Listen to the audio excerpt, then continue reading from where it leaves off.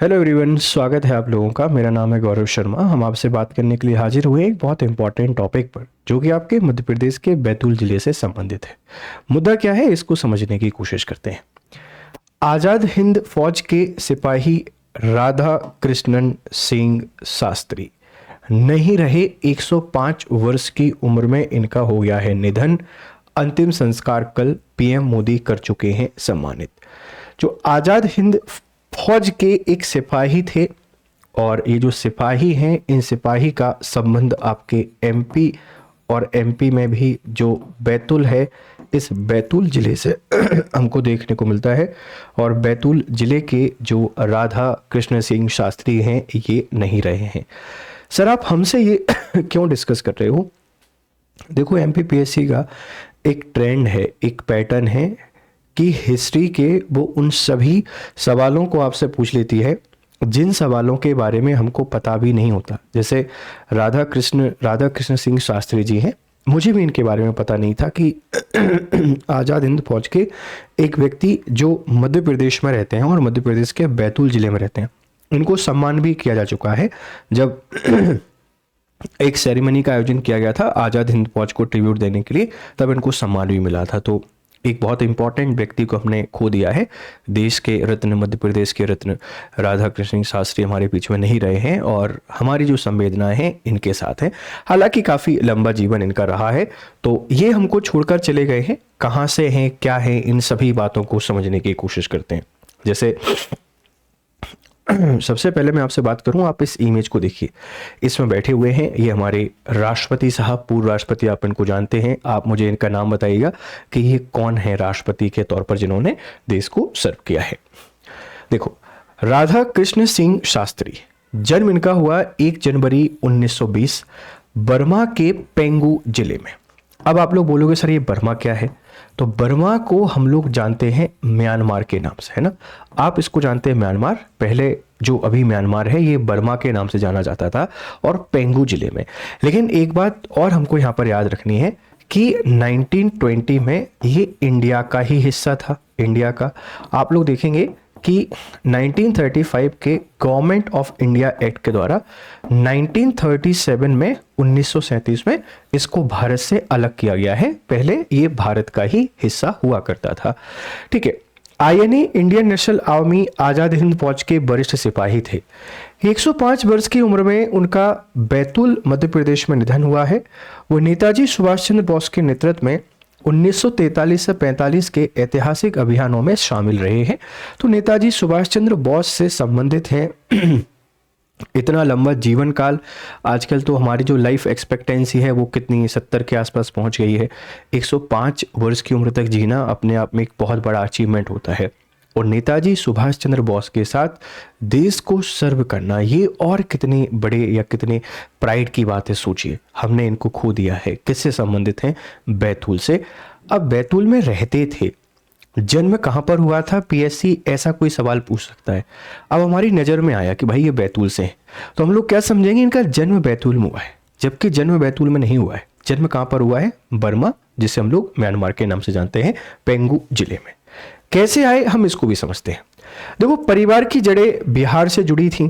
Bharat Burma के बीच आवागमन, पारिवारिक पृष्ठभूमि ने उन्हें औपनिवेशिक शासन के दमन को करीब से देखने का अवसर दिया।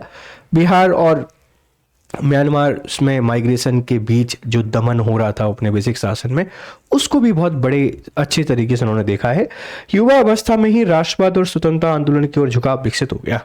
पहले जो लोग क्रांतिकारी बने या आज़ादी की लड़ाई जिन्होंने की, उनकी एक मजबूरी भी थी। मजबूरी क्या थी? इतना दमन करते थे ब्रिटिशर्स, इतना दमन करते थे कि कोई तो आवाज़ उठाएगा। तो जिनको थोड़ी सी समझ होती थी, वो फिर राष्ट्र के लिए समर्पित हो जाते थे और राष्ट्र सेवा में लग जाते थे। ठीक है, ध्यान रखिएगा। अब देखो, नेताजी के आह्वान पर जुड़ाव 1943 में नेताजी सुभाष चंद्र बोस द्वारा सिंगापुर आईएनए के पुनर्गठन के बाद उन्होंने भर्ती ली। चनमारी नामक कठोर सैन्य प्रशिक्षण प्राप्त किया। तो ये पूछ सकते हैं कि चनमारी क्या है, आप बता देंगे। चनमारी एक सैन्य प्रशिक्षण है, और ये जो सैन्य प्रशिक्षण है, इनके द्वारा इसको लिया गया। प्रमुख युद्ध मोर्चे जैसे इम्फाल अभियान 1944 में ये थे, कोहिमा मोर्चा 1944 में ये थे। आपको पता है कि नेताजी सुभाष चंद्र बोस जब सहायता लेकर भारत की ओर आ रहे थे, तो भारत की ओर आने के लिए नेताजी ने नॉर्थ ईस्ट का रास्ता चुना, तो यहाँ इनको संघर्ष करना पड़ा और इस संघर्ष में ही हम लोग देखते हैं कि हमें लॉस हो जाता है नेताजी का। तो इम्फाल अभियान में भी थे, कोहिमा मोर्चे में भी थे। इन दोनों अभियानों के द्वितीय विश्व युद्ध के निर्णायक मोड़ माना जाता है, वहां पर भी इन्होंने काम किया है। अंग्रेजी सेना द्वारा गिरफ्तारी, लगभग 3 महीने कैद में रहे।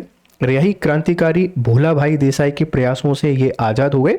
नेताजी के साथ अंतिम मुलाकात, जापान के आत्मसमर्पण 1945 के बाद आईएनए पीछे हटी। विदेश से प्रस्थान के पूर्व नेताजी ने अपने सैनिकों से अंतिम मुलाकात की। राधा कृष्ण सिंह उसी समूह में थे। तो नेताजी के समय जो अंतिम समय इन्होंने बिताया नेताजी के साथ, तो ये इंपॉर्टेंट हो जाते हैं, इसीलिए ना इंपॉर्टेंट हो जाते हैं, ध्यान रखिएगा। ठीक है भाई। स्वतंत्रता के बाद का जीवन, बर्मा में संघर्ष, लगभग 20 वर्षों में बर्मा में कठिन जीवन व्यतीत किया। राजनीतिक अस्थिरता और आर्थिक चुनौतियों के चलते कठिन समय देखा। भारत वापसी, लाल बहादुर शास्त्री की प्रेरणा से भारत लौटे। मध्य प्रदेश के बैतूल जिले के पहाड़पुर गांव में 5 एकड़ भूमि आवंटित की गई शरणार्थी पुनर्वास योजना के तहत।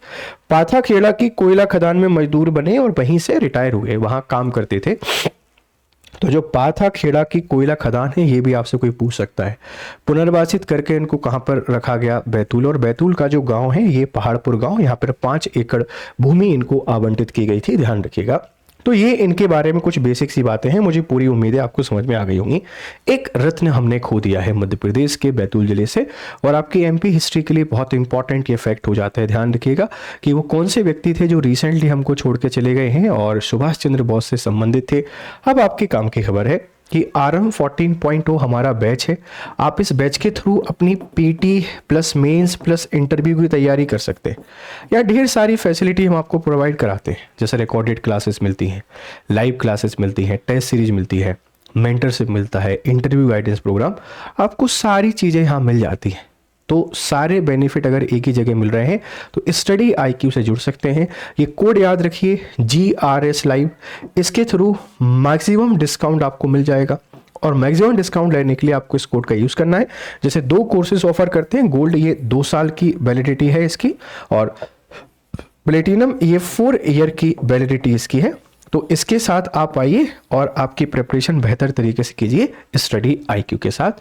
फिर मिलते हैं दूसरी किसी क्लास में। आप किसी टॉपिक पे कोई वीडियो चाहते हैं तो बताइए, हम उस पर डिस्कस करेंगे। Have nice time, good day.